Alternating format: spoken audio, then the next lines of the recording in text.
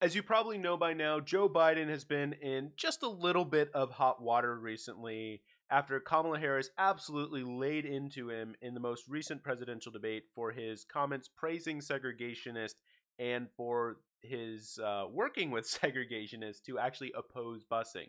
So Cornell West was recently on CNN and he has some absolutely great comments. So I want to watch that and then we'll talk about it. Your reaction to what we're hearing from Biden today, talking about race, including an apology.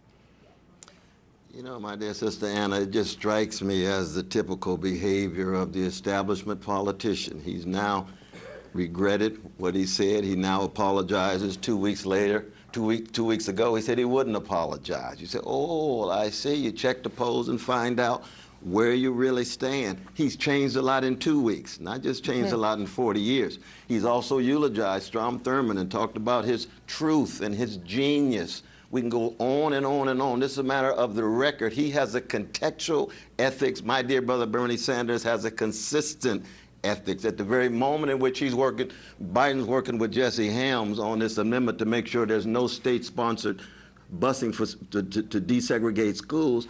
Bernie Sanders is getting arrested with Martin King and the others fighting for not just integration, but for busing as well. So the problem is that you and I know, we live in the political age of Bernie Sanders. Everybody's got to talk about medical care for all. Everybody's got to talk about $15 for a living wage. Everybody's got to talk about what are you going to do with student debt. Bernie wants to eliminate it. We've come now to the context in which Bernie Sanders is setting the tone and the terms of the debate. It's just a matter now of acknowledging the establishment in the Democratic Party is unraveling.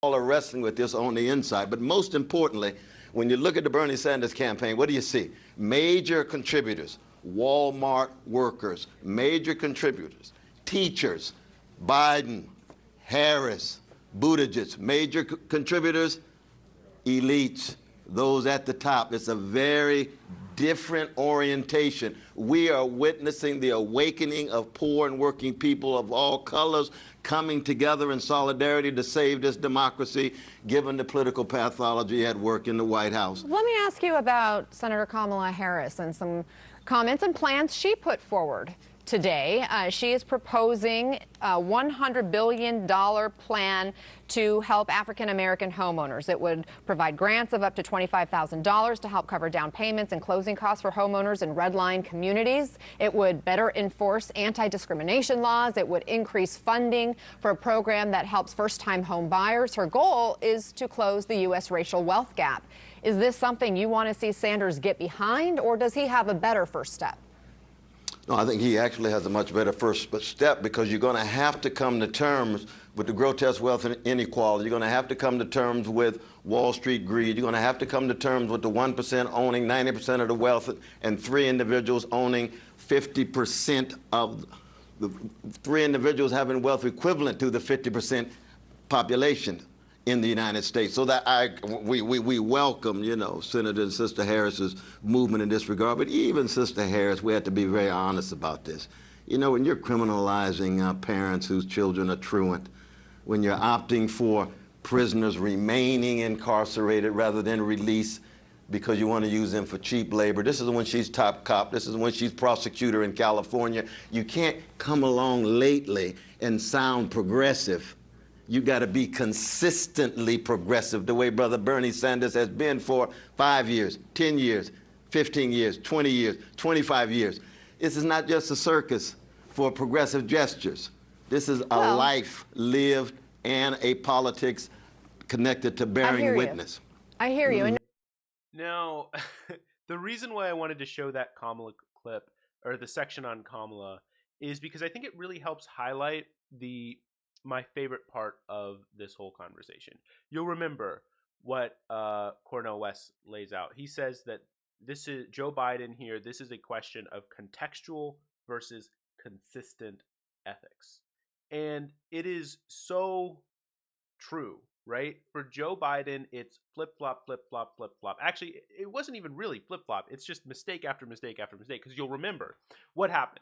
At the debate, Kamala Harris lays into him about his support for, his opposition of busing, And, Joe Biden comes around with the whole thing about, well, no, it's not that I oppose busing, dude. It's that, like, I didn't want the state to do busing. That's all. States' rights, which is like what every segregationist, every racist ever always said. I mean, racism as like an overtly political thing had pretty much fallen out of favor by the time Joe Biden came around into politics.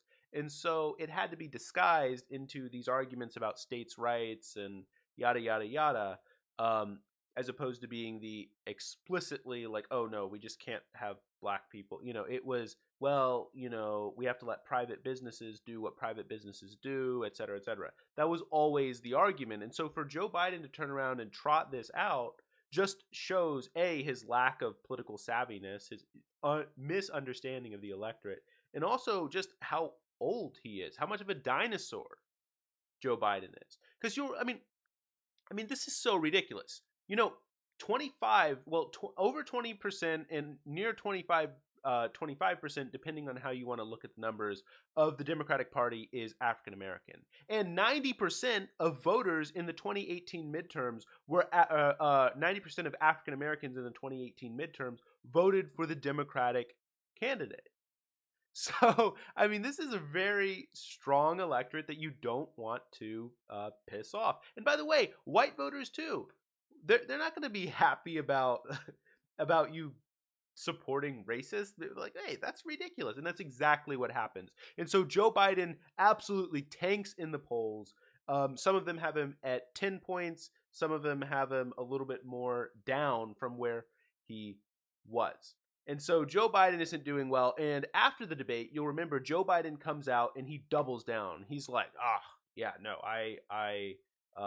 it's this whole busing thing. It's, well, like, I never opposed busing. It was the Department of Education, and like I didn't want the federal government doing it. It has to be a states' rights thing. And then he tripled down on it later.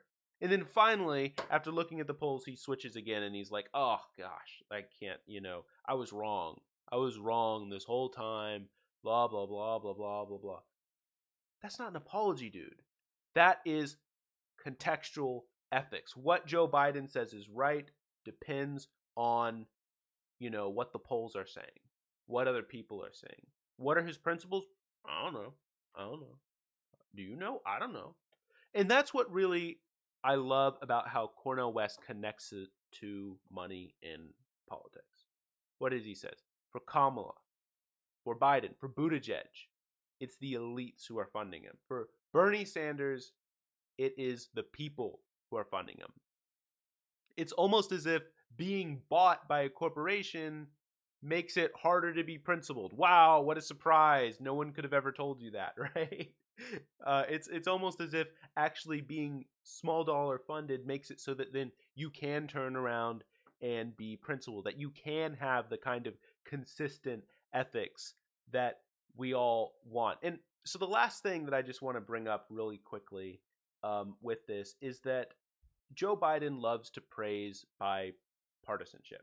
He's specifically been praising by his time of being a bipartisan, his bipartisan work with segregationists, right? He's explicitly praising his time doing that and his work with segregationists to oppose busing. Because it's not like he was just, because it'd be one thing, right? If he's working with segregationists to like fight for these other progressive policies in other areas, it's like, well, it's politics. You got to work with the devil sometimes. And at that point in time, segregationists had power in Congress. Like, you could maybe talk yourself into, okay, forgiving him for something like that, right? But in this case, clearly not, right? But the last thing I want to bring up is that bipartisanship is an instrumental good. It is not an intrinsic good. And it's really hard to remember that. It's really easy to forget that in the age of Donald Trump because, man, we're tired. We're tired, man. Just this morning, I woke up to an alert from, I think it was CNN or something, saying that Donald Trump plans to go forward with using an executive order to put the citizenship question on the census. And then later in the day, I heard that there's going to be an announcement. And I was, like, okay, let's figure out how I'm going to watch that. And then it turns out that, oh, no, he's not going to do that. and then it got confirmed that Donald Trump changed his mind, and then, there's the whole thing with porn stars and did Donald Trump sexually assault so and so. I mean, we are tired. We are tired. It's constant noise. And so it's really easy to look back, to wax nostalgically about these supposed eras of bipartisanship, often then forgetting that these eras of supposed tranquility, of bipartisanship, were covered up by really what is suppression of other voices, and those voices being too small, too small, because they were being suppressed in order to ever stand up and ask for anything. And so when they finally say, "Hey, I want equal representation," sometimes those very reasonable requests are seen as, rocking the vote, as in, we're in a dangerous and turbulent time, and that's not right. Bipartisanship is an instrumental good. It is only a good insofar as it is in pursuit of a good policy. That's not to say that there's no good to having bipartisanship, to having cooperative situations, right? If you could pass the exact same policy, and they're good policies, either through, peace and cooperation or through division and spite, we would say that obviously you should pursue that policy through peace, negotiation, bipartisanship, etc. And we would say that someone who recklessly or needlessly tries to pursue policies through division and spite is maybe not a good politician. Of course, we all know this. But we have to remember, we have to keep in mind in the age of Donald Trump that bipartisanship is not a good in and of itself. And we have to be alert to that, because Joe Biden is essentially running a bipartisanship campaign. And it's filled with the irony and just honestly dirtiness that comes with some of that, with not recognizing bipartisanship as an intrinsic good. His campaign is essentially to say that bipartisanship is a good. Don't you want that for us now? And that's wrong. We have to remember, we have to keep it all in mind. We have to keep his history in mind, that, yeah, he might have been a great bipartisanship, doing bipartisanship in the past, but it was bipartisanship towards things that we don't want. And so Bernie Sanders has consistent ethics. Joe Biden has contextual ethics. Don't forget that.